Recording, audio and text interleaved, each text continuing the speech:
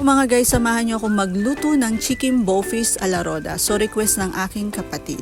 So, ang ating mga gagamiting sangkap ay chicken gizzard. So, hugasan nating mabuti at lalamasin sa asin para matanggal yung mga lansa ng ating balon-balunan. Dahil matagal yung pakuluan, kaya iyan ang una nating pakukuluan. Nilagyan ko yan ng luya, black whole pepper. So, habang pinakukuluan natin yung ating chicken gizzard, hugasan natin tong chicken heart. Same procedure lang kung paano natin ginawa sa ating chicken gizzard. Madali lang lutuin ng chicken heart. Susunod na natin ng chicken liver. Pakukuluan ko siya kung saan ko pinakuluan yung chicken hearts, mga guys. So, yan na nga, dahil naluto na natin, hiwain na natin na maliliit ang ating gizzard at heart. Medyo matrabaho nga lang pala, mga guys, sa magluto ng boffice kasi kailangan mo maghiwa ng maliliit. At siyempre, ito yung carrot at radish. So, same din, hihiwain natin ng maliliit ang ating carrots at radish. So, yan na nga, nahiwa ko na yung mga ingredients, bawang, sibuyas, sili, onion leaves, tomato.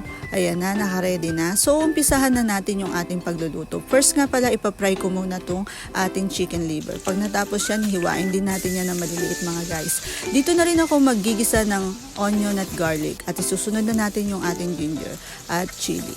At ilalagay na rin natin yung tomato. Guys, mas maganda kapag malambot, hinog ang kamatis. At syempre yung annatto powder. Ihulog na natin yung ating gizzard at heart, mekos-mekos lang. At syempre, naglagay nga pala ako ng panimpla para maging malasa na. Kayo ba guys, paano kayo magluto ng chicken boffice? Comment lang kayo dyan, mga guys. So, nilagay ko na yung carrots at yung ating radish. So, mekos-mekos lang. Naglalagay rin nga pala ako ng bay leaves, mga guys, at soy sauce. Depende sa inyo kung gaano ang dami, at vinegar at fish sauce.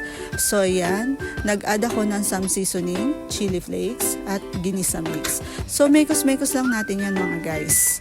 Naglalagay rin nga pala ako, guys, ng ketchup at oyster sauce.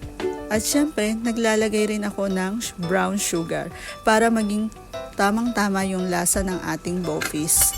So, yan na nga, mga guys. Mekos-mekos lang natin hanggang sa maluto yung ating boffice.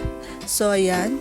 Okay na siya. So, sa huli nga pala, nilagay ko yung chicken liver kasi madaling madurog ang liver at yung ating red bell pepper at onion. So, ayun na nga, mga guys. Sana nagustuhan nyo yung aking chicken boffice a la roda. So, ayun lang. Thanks for watching. God bless us. Follow pa more for more videos cooking.